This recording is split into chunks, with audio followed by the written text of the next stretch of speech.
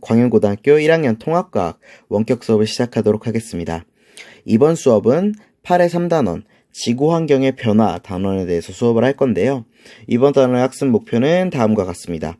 지구온난화가 지구환경과 인간 생활에 주는 영향을 설명할 수 있다. 그러니까 지구온난화에 대해서 배울 것이고요. 그리고 사막화, 엘니뇨, 라니뇨 현상에 대해서 배워보도록 하겠습니다. 그래서 핵심 개념은 방금 요 학습 목표에 나온 거랑 똑같네요. 지구온난화에 대해서 알아볼 거고요. 그리고 대기대순환, 여러분들 중학교 때 좀 배웠었죠? 그 대기대순환, 그리고 엘니뇨, 이런 것들에 대해서 알아보도록 하겠습니다. 이번 단원에 대해서 좀 배우기 전에 우리 지구온난화에 대해서 조금 알아봐야 될 텐데요. 이 지구온난화는 온실효과라는 게 있어요. 온실효과가 굉장히 강해졌을 때, 매우 강해졌을 때 과하게 생겨서 지구의 평균 기온이 평소보다 훨씬 더 높아지는 현상이라고 생각하면 될 것 같습니다. 그러면 이제 온실효과가 뭔지에 대해서 알아봐야 되는데요. 이 온실효과에 대해서 설명하면 다음과 같습니다. 우리가 일반적으로 지구에서는 이 태양에 의해서 에너지를 받고 있는데 태양 복사 에너지라고 해요.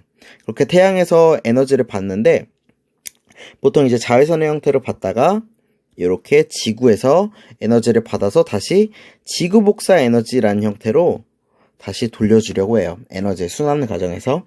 그런데 이런 지구 복사 에너지를 지구의 대기, 요걸 대기라고 할게요.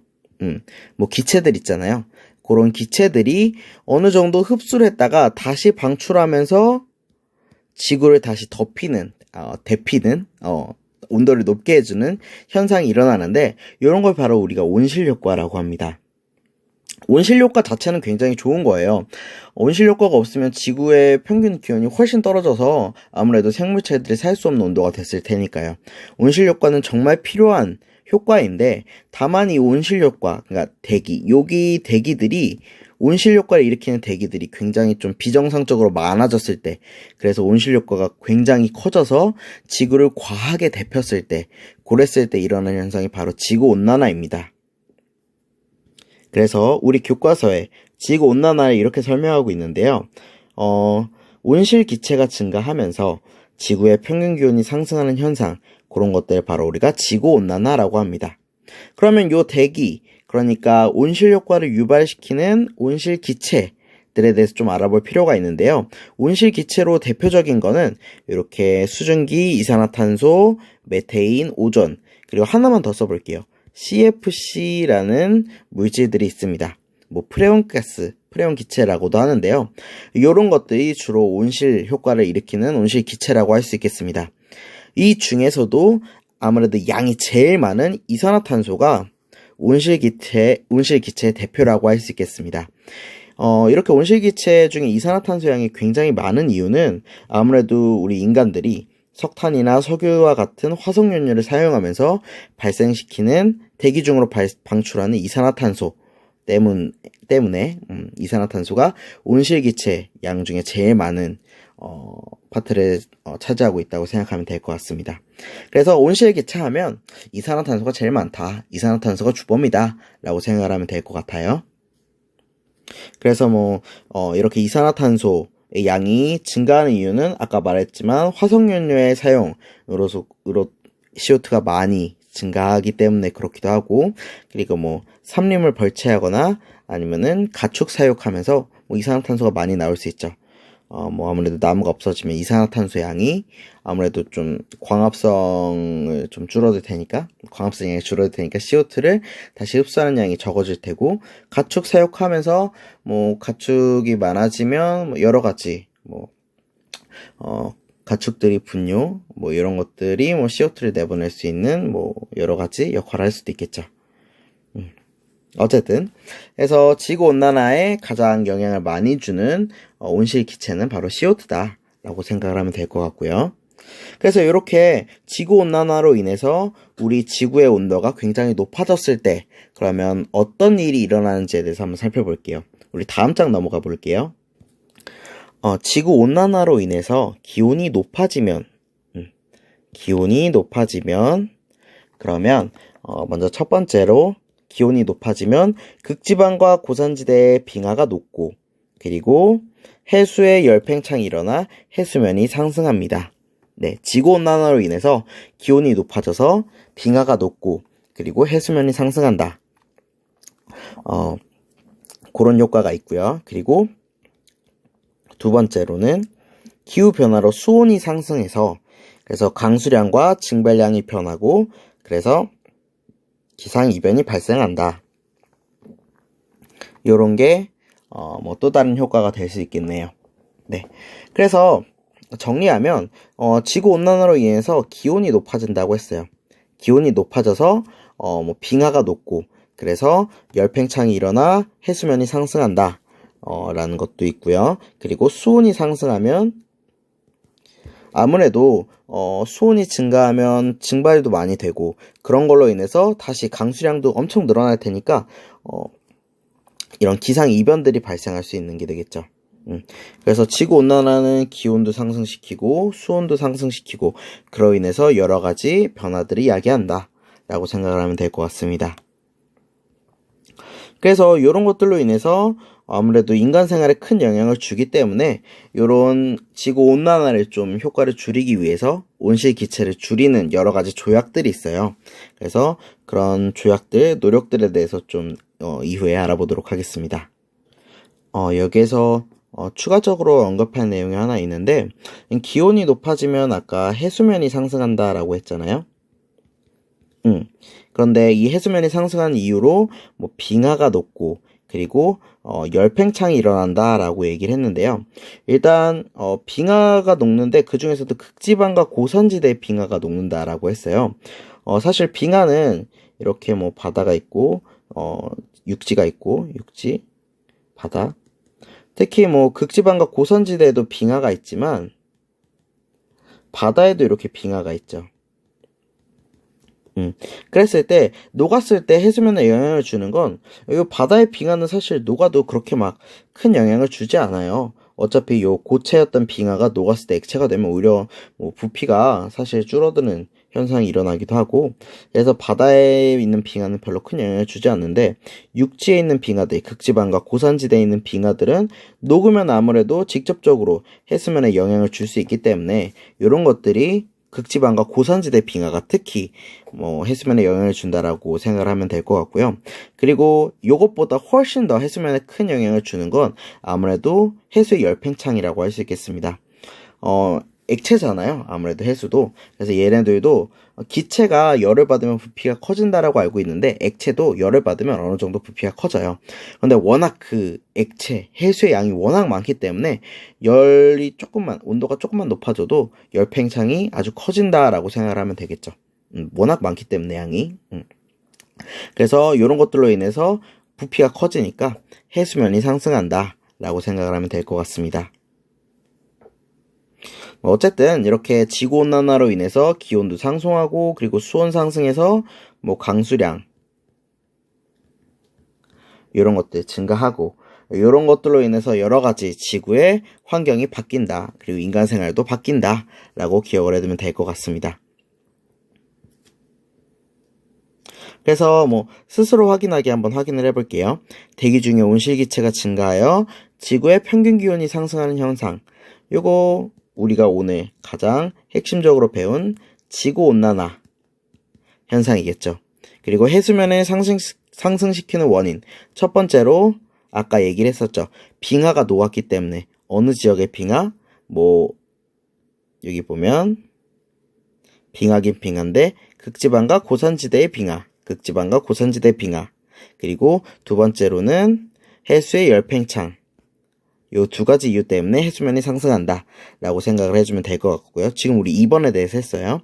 3번 지구온난화 영향으로 동해의 표층과 심층 수온 차이를 어떻게 설명할지 얘기해보자 라고 되어 있는데요. 우리 옛날에 1단원에서 아마 그거 했었어요. 수온의 여기 요런 거 했었어요. 여기가 깊이, 그리고 여기가 가로치기 온도라고 해서 이렇게 깊이에 따라서 수온이 달라지는 걸로 우리가 층을 나눴었어요. 그래서 여기가 혼합층, 그리고 여기가 수온 약층, 그리고 여기가 심해층, 이런 식으로 배웠었는데 심해 수온은 아무래도 온도 변화가 그렇게 크지 않고, 그리고 혼합도 아무래도 뭐 해류에 의해서 많이 혼합이 되기 때문에 그렇게 온도 차이가 크지 않은데, 요 혼합층, 아무래도 표층 이쪽이 지구온난화로 인해서 온도가 커지면 이렇게 변하게 되는 거겠죠. 이렇게 되면 그 심해층과의 수온 차이가 훨씬 더 커지게 되겠죠. 그래서 더 커진다, 차이가 커진다 라고 얘기를 해주면 될 것 같습니다. 그래서 지구온난화가 이제 지구와 한반도에 어떤 영향을 미치는지 바로 다음 장에 나와 있는 탐구활동, 한반도와 지구 전체의 기후변화에 어떤 경향성을 보일까라는 요 탐구활동을 통해서 한번 살펴보도록 하겠습니다. 먼저 한반도와 지구 전체 이런 자료들이 나와 있는데요. 제일 첫 번째로 나오는 자료는 대기 중 이산화탄소의 농도 변화, 연도가 달라질수록 이산화탄소의 농도가 어떻게 변하는지에 대해서 나와 있는데요. 이렇게 뭐 주기적으로 왔다 갔다 하고 있는데 전체적으로 증가하는 걸 볼 수 있어요. 그래서 먼저 여기가 2001년이라고 치면 얘가 2002년, 그러니까 여기 한 주기네요. 그러니까 이렇게 막 좀 주기적으로 올라갔다 내려갔다 하고 있지만 전체적으로 증가하는 걸 볼 수 있고, 이산화탄소 그냥 쭉 증가하는 게 아니라 한번 떨어지는 구간이 있는데, 아무래도 이산화탄소 농도가 가장 높은데 이 부분은 아마 겨울일 거예요. 왜 그러냐 하면 요 겨울일 때 우리가 보통 화석연료를 많이 떼잖아요. 그러니까 화석연료 기름 같은 걸 이용해서 난방을 많이 하기 때문에 겨울에 이렇게 피크를 찍는 거고, 그리고 특히 겨울에는 아무래도 식물들이 잎이 다 떨어지잖아요. 아니면 뭐 침엽수 식물들만 있거나, 그래서 아무래도 잎이 작기 때문에 식물들이 잎이 작기 때문에 아무래도 이산화탄소 양이 많지 않았을까, 겨울에 많지 않았을까라고 생각을 유출해 볼 수 있겠네요. 어쨌든 이산화탄소가 이렇게 뭐 떨어졌다가 올라갔다가 이렇게 되긴 되는데, 전체적으로 연도가 증가하면 증가할수록 이산화탄소 농도가 커지는 걸 볼 수 있어요. 지구 전체도 똑같이 뭐 올라갔다 내려갔다 하고는 있지만 전체적으로 증가하는 모습을 볼 수 있어요. 그래서 이렇게 온실기체의 주범인 이산화탄소가 계속 증가하고 있다라는 걸 볼 수 있고요. 그러다 보니까 온실기체의 양이 증가하면 아까 말했듯이 지구온난화가 점점 심해지겠죠. 보면 평균 기온도 연도가 지나가면 지나갈수록, 시간이 지나가면 지나갈수록 기온도 증가하는 걸 볼 수 있습니다. 평균 기온. 그리고 지구도 평균 기온이 증가하는 걸 볼 수 있고요. 그래서 그거에 따라서 아무래도 이제 기온이 올라가면 아까 말했듯이 뭐 강수량, 증발량들이 굉장히 증가한다라고 얘기를 했는데, 연도가 증가하면 증가할수록 원래는 뭐 2000mm까지가 최고였는데 점점 뭐 2200까지 증가하는 걸 볼 수 있죠. 이것도 시간이 지나가면 지나갈수록 강수량이 많아진다 라고 살펴보면 되겠습니다. 그래서 지금 방금 말했듯이 한반도의 대기 중의 이산화탄소 농도도 증가하고 연평균 기온도 증가하고, 그리고 연 강수량도 점점 증가한다 라고 얘기를 해주면 되고요. 지구 전체도 당연히 이산화탄소 농도 증가하고 연평균 기온 증가하고 연 강수량 증가한다. 이게 다 왜 그러냐 하면 내보내는 온실기체가 많기 때문에 지구온난화가 점점 심해졌기 때문에 이렇게 변화하고 있는 거죠. 아무래도 한반도도 지구 전체에 포함되기 때문에 지구 전체의 그 지구온난화 경향을 아무래도 따라간다. 그래서 기후변화 경향성도 그렇게 따라간다 라고 얘기를 해주면 될 것 같습니다. 그래서 이렇게 한반도가 지구 전체 기후변화와 똑같이 흘러가기 때문에 지구온난화의 영향을 피해갈 수가 없어요. 그래서 우리도 범세계적으로 지구온난화를 좀 작게 하기 위해서, 효과를 줄이기 위해서 온실기체를 적게 내보내는 그런 노력을 할 필요가 있겠습니다. 이제 여기까지 우리 지구온난화에 대해서 좀 알아봤고요. 이제 다음에 나올 내용은 사막화예요. 그래서 요 사막이 되는 현상, 뭐 이런 거겠죠. 근데 요 사막화에 대해서 알기 위해서 먼저 대기 대순환에 대해서 알아보겠습니다. 먼저 대기대순환을 설명하기 위해서 헤들리라는 사람이 처음 주장한 대기대순환 모델에 대해서 좀 살펴보도록 하겠습니다. 헤들리가 주장한 바는 이래요. 이렇게 지구가 있고, 그리고 이렇게 적도가 있고, 그래서 적도에서 아무래도 온도가 높기 때문에 기체가 상승 기류를 타게 됩니다. 그렇게 상승 기류를 타게 된 기체가 쭉 올라가다가 우리가 배웠던 대기권 계면 그 대기권의 끝까지 공기가 올라가게 되고, 그 위에는 성층권인데 성층권은 아무래도 굉장히 대류가 일어나지 않은 안정적인 층이기 때문에 거기를 통과할 수 없어요. 그래서 대류권 밑으로 다시 떨어지게 돼요, 공기가. 그래서 대류권을 타고 쭉 떨어지다가 어디까지 가냐 하면 여기 극지방까지 온도가 공기가 가게 되고, 그러다가 다시 극지방에서 온도가 굉장히 낮기 때문에 하강 기류를 타게 돼서 이렇게 공기가 하강하게 됩니다. 그렇게 공기가 하강하면 다시 지표에서 이런 식으로 공기가 다시 돌아가게 되는데, 이런 순환을 갖게 됩니다. 그래서 이런 거를 헤들리가 처음 주장한 대기대순환 모델이라고 하고요. 그래서 요런 순환을 우리가 헤들리라는 그 과학자 이름을 따서 헤들리 순환이라고 처음에 이름을 지었어요. 그래서 적도에서 상승한 공기가 대류권 끝까지 갔다가 다시 떨어지면서 어디로 가냐 하면 극지방까지 가고, 극지방에서 하강 기류로 떨어져서 다시 지표면으로 원래 적도까지 돌아가는 요런 헤들리 순환을 갖게 되는데요. 그런데 요런 헤들리 순환에서 문제가 있었는데, 이 헤들리 순환은 지구가 자전하지 않을 때만 이렇게 순환한다는 단점이 있었어요. 하지만 우리는 실제로 지구는 자전을 하고 있기 때문에 이 헤들리 순환에서 조금 수정된 모델이 필요해요. 그래서 지구가 자전할 때 대기 대순환의 모델은 이제 어떻게 되느냐? 우리가 알고 있는 이제 그 모델이 나와야겠죠. 지구가 이렇게 있고, 동그라미가 좀 많이 찌그러졌네요. 그래서 여기가 적도가 있고, 그래서 아까 헤들리 순환의 처음이랑 시작은 똑같아요. 적도에서 공기가 상승 기류로 쭉 올라가요. 온도가 높기 때문에. 그러다가 대류권 계면까지 쭉 올라가다가 떨어지겠죠. 그래서 쭉 가다가 자전을 하기 때문에 극지방까지 못 가고 한 30도 부근에서, 여기 한 30도 부근에서 다시 다시 공기가 하강을 하게 돼요. 그래서 그렇게 하강한 공기는 지표를 타고 이렇게 위아래로 떨어지게 되겠죠. 다음에 이제 극지방에서도 이제 온도가 극지방에서는 낮기 때문에 하강 기류를 갖게 돼요. 하강 기류를 갖게 돼서 쭉 지표를 타고 다시 공기가 떨어지게 되는데, 그러다가 어디서 이 공기가 만나냐 하면 60도 부근에서 아까 이렇게 30도에서 떨어졌던 공기와 극지방에서 떨어졌던 공기가 이렇게 만나게 돼요. 그러면 이 공기들이 만나면 상승 기류로 위로 쭉 올라가게 되고, 올라간 공기는 다시 극지방으로 돌아가거나 아니면 30도로 떨어지는 이런 간접적인 순환이 일어나게 됩니다. 그래서 우리가 알고 있는 이런 세 단계 순환, 요쪽에서 순환, 요쪽에서 순환, 요쪽에서 순환, 이런 세 단계 순환이 일어나게 되고요.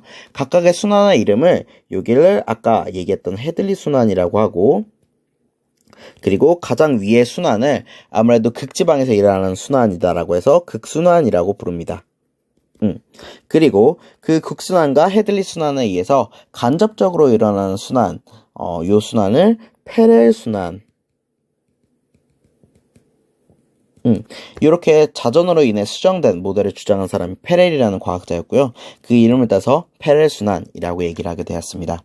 그래서 지구에서는 이렇게 0도에서 극지방에서 60도, 그리고 60도에서 30도, 그리고 30도에서 0도 위도, 이렇게 해서 나눠서 세 단계로 순환이 이루어진다라고 기억을 해두면 될 것 같습니다.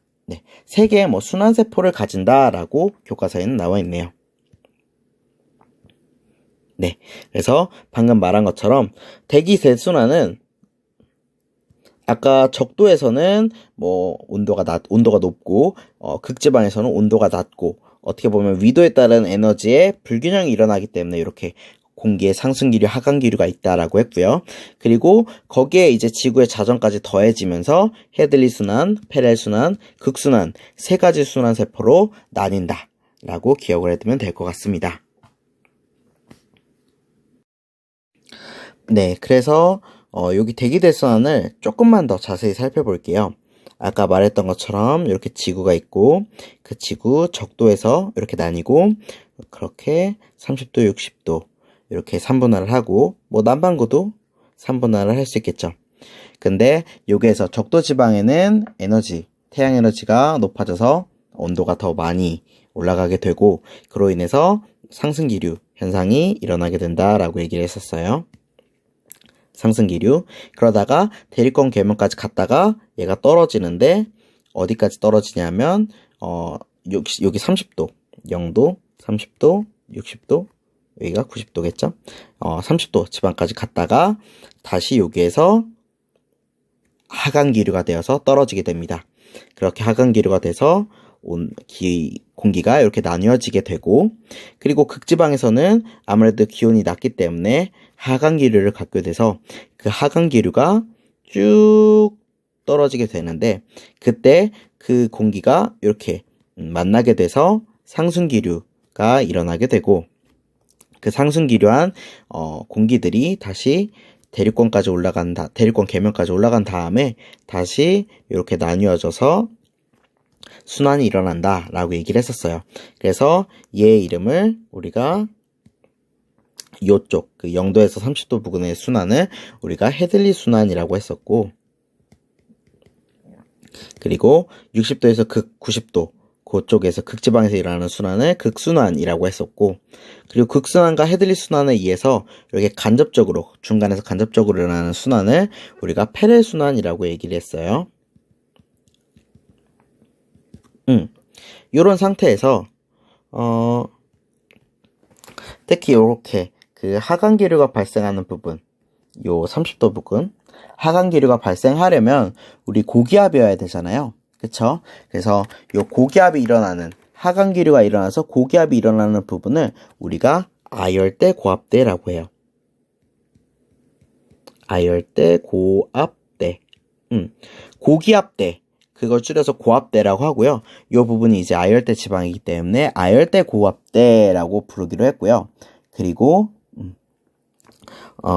이 부분 지금 상승기류가 일어나는 부분 남은 것은 이렇게 되겠죠. 상승기류가 일어나는 부분 아무래도 이 부분은 저기압이어야지 상승기류가 일어나잖아요. 그래서 여기를 저기압대, 저압대라고 부르는데 적도 지방에 있는 저압대라고 해서 적도 저압대라고 부르기로 했습니다. 그리고 이 부분 60도 부근에서 아까 여기에서 상승기류가 일어나잖아요. 그럼 여기도 저기압대라고 할 수 있는데 저기압대인데 여기 극지방에 있는 이렇게 차가운 공기와 그리고 요 아열대 지방에서 올라온 공기 얘네 두 개가 만나서 상승기류가 확 발생하는 어떻게 보면은 전선이 일어난다. 그러니까 차가운 공기와 따뜻한 공기가 만나서 이렇게 상승기류가 되는 전선을 이룬다라고 해서 여기를 한대 전선대 라고 부르기로 했어요. 뭐 저압되겠죠 여기는 당연히. 이런 식으로 나누게 되고 그랬을 때 이렇게 이렇게 우리 표층에 있는 공기의 흐름만 이렇게 살펴볼게요. 먼저 그러면 얘는 이렇게 화살표 이렇게 화살표 이렇게 화살표가 되겠죠. 그쵸? 우리 오른쪽 이렇게 원의 그 둘레로 이렇게 그려놔서 이런 식의 좀 이런 화살표가 됐지 실제로는 요런 우리 정면에서 봤을 때는 요런 화살표가 됐을 거예요. 그럼 우리가 알고 있는 중학교 때 배웠던 편서풍이라든지 뭐 극동풍 이런 거하고 조금 다르게 되는데 여기에서 우리 지구의 자전을 넣어야겠죠. 지구가 자전을 하게 되면 항상 북반구에서는 오른쪽으로 휘는 효과를 가지게 돼요. 이런 효과를 우리가 코리올류 효과라고 하고 지구가 서에서 동으로 이렇게 지구 그 반시계 방향으로 도는데, 그로 인해서 마치 이렇게 물체가 떨어질 때 오른쪽으로 휘는, 이렇게 오른쪽으로 휘는 관성력이 작용하게 돼요. 이런 걸 코리올류 효과라고 해요. 북반구에서는 무조건 오른쪽으로 휜다. 무조건 오른쪽으로 휜다 라고 생각을 해주면 돼요. 그래서 얘 같은 경우는 이렇게 동쪽에서 불어오는 방향, 바람이라고 해서 극동풍, 그리고 요거는 서쪽에서 불어오는 바람이라고 해서 편서풍, 그리고 0도에서 30도 부근에서 이렇게 북동에서 불어오는 방향, 바람이라고 해서 북동풍인데, 얘네들은 0도에서 30도는 특별히 무역에 많이 사용했다고 해서 무역풍이라고 불러요. 그래서 북동 무역풍, 북동 쪽에서 불어오는 무역풍이라고 해서 북동 무역풍이라고 해요. 그래서 우리가 알고 있는 요런 극동풍, 편서풍, 북동 무역풍들이 요런 코리올류 효과로 인해서 지구가 자전하기 때문에 이렇게 생긴다 라고 생각을 해주면 될 것 같습니다. 그래서 뭐 남반구도 똑같을 텐데요. 남반구도 이렇게 순환을 일단 표시를 해주면 이렇게 순환이 되고, 이렇게 순환이 될 테고, 여기에서 이제 하강 기류로 인해서 이렇게 되고, 그리고 하강 기류, 상승 기류, 이렇게 해서 하강 기류, 이렇게 해서 또 순환이 이루어지게 되는데, 그로 인해서 여기 보면 화살표를 표층 부분만 이렇게 표시를 해주면 위, 아래, 위 이렇게 되는데, 남반구에서는 항상 왼쪽으로 휘거든요, 코리올류 효과가. 그래서 이렇게 된다. 왼쪽으로 휘면 이렇게 된다. 왼쪽으로 휘면 이렇게 된다. 그래서 얘 같은 경우는 남동쪽에서 불어오는 남동무역풍, 그리고 얘는 편서풍, 얘는 동쪽에서 불어오니까 극동풍이라고 명칭을 붙이게 되었어요. 그래서 우리가 알고 있는 대기대순환, 그리고 각종 바람들이 이렇게 표시를 해줄 수 있게 되는 거고요. 이렇게 대기대순환에 대해서 배웠으면 이제 본격적으로 사막화에 대해서 배워야 되는데요. 사막화 같은 경우는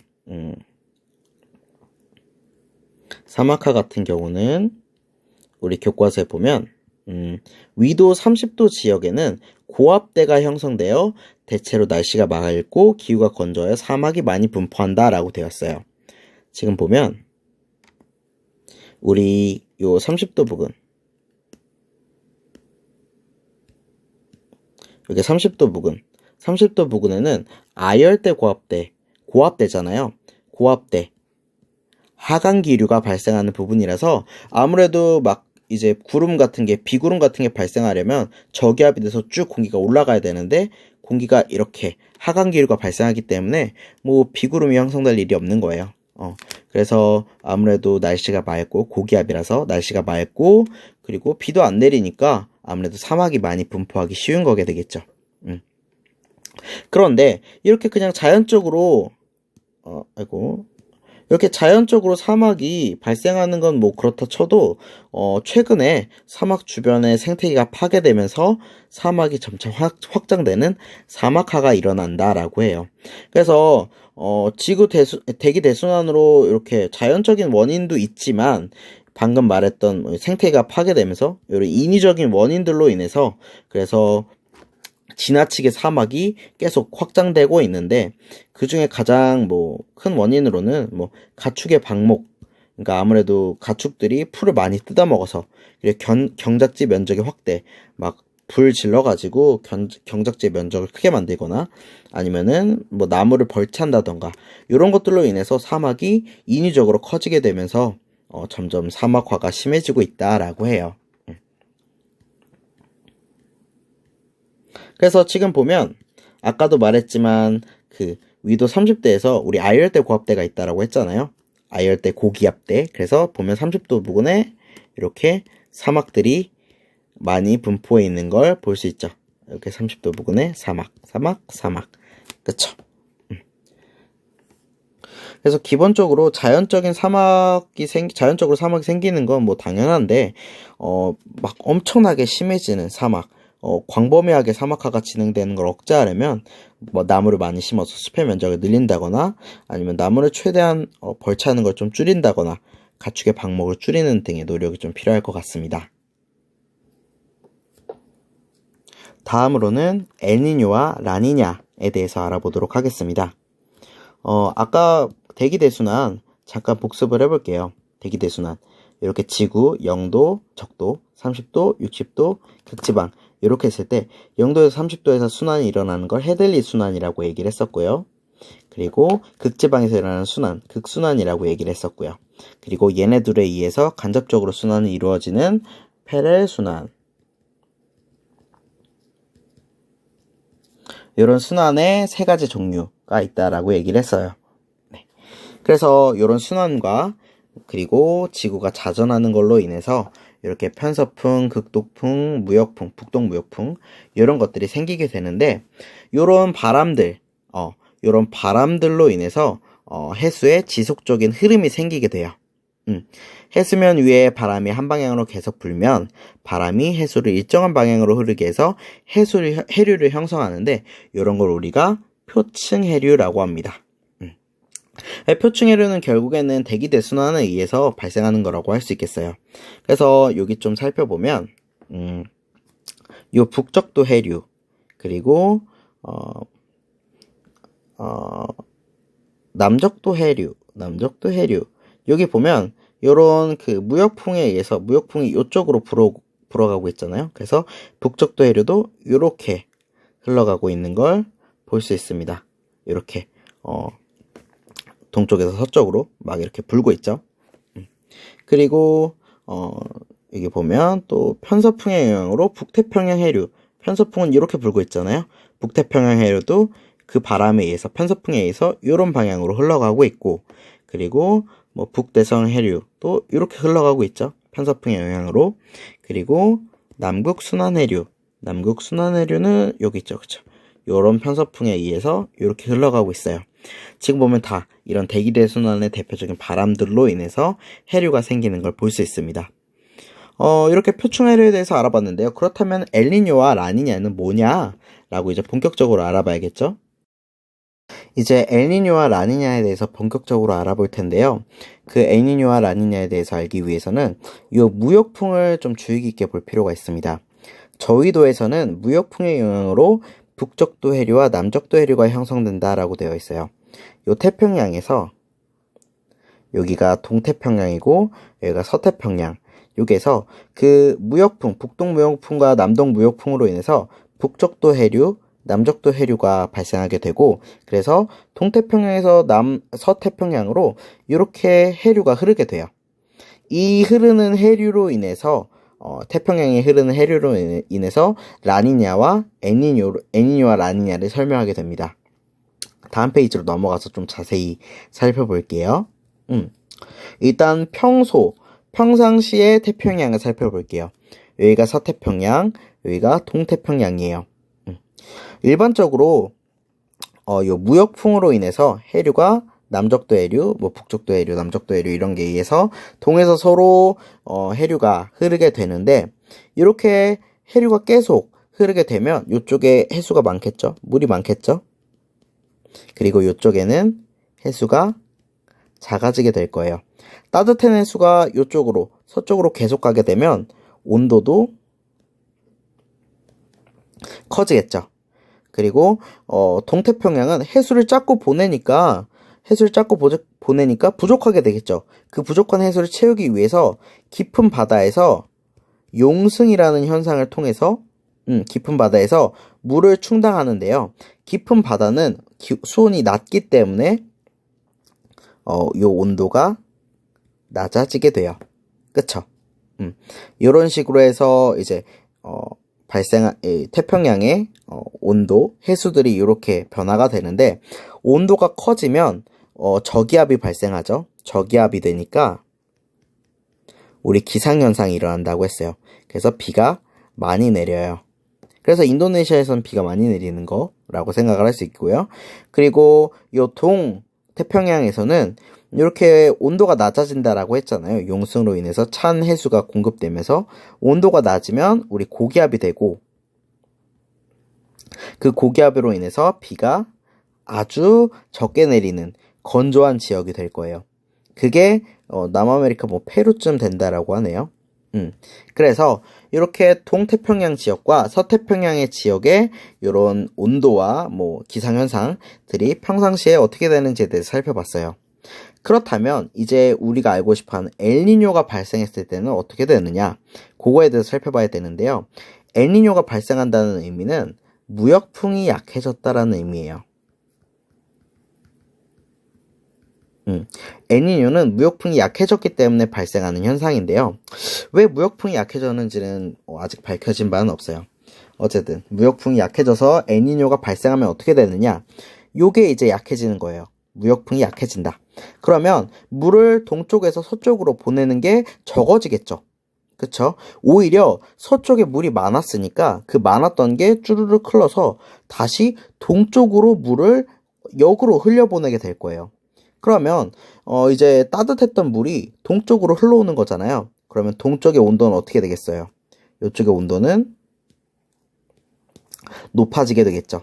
그쵸? 온도가 높아지면 저기압이 형성되고, 저기압이 형성되면 비가 많이 내리게 되겠죠. 물이 또 따뜻한 물이 공급이 되니까 용승이 필요해요? 필요 없어요? 이제 물이 많으니까 용승이 필요가 없죠. 그쵸? 용승도 안 생기게 되니까 온도가 높아지는 거예요. 그런데 용승이 없어지니까 그리고 요거 설명을 안 했는데, 용승으로 인해서 플랑크톤이 많아져요. 그 깊은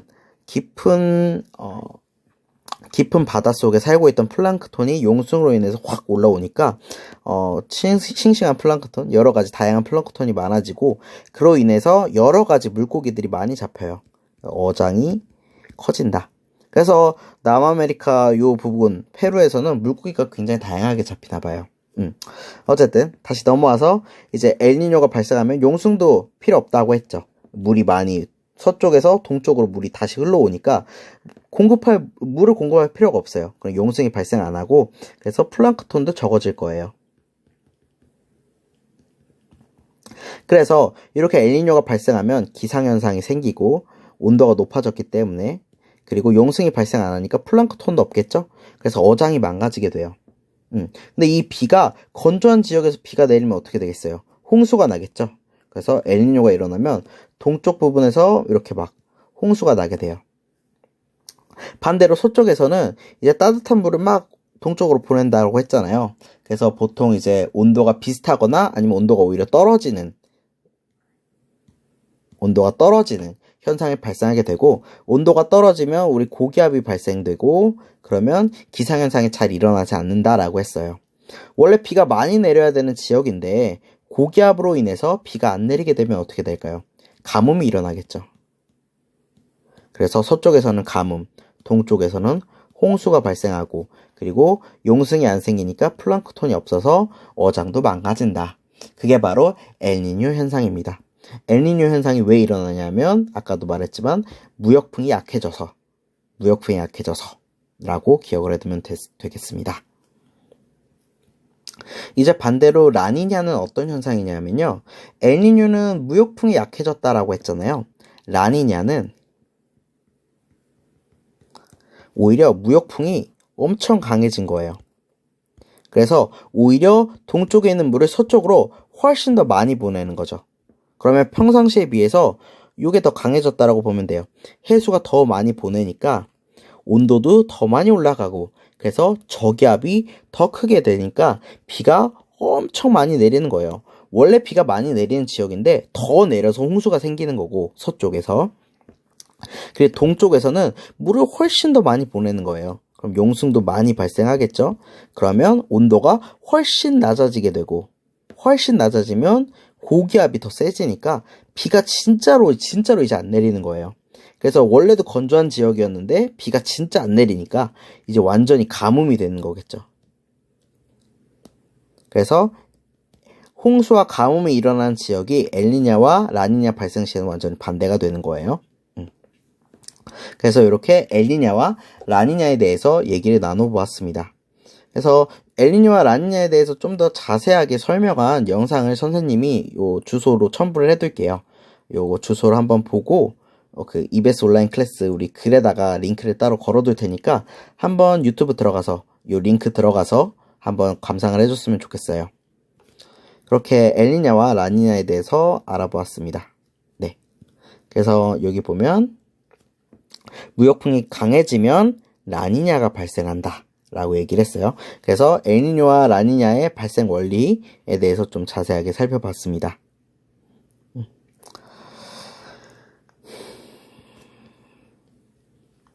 그래서 지금 우리가 어떻게 보면은 자연재해들에 대해 살펴봤어요. 지구온난화, 사막화, 엘니뇨, 라니냐 다 좀 어떻게 보면은 이변들이죠.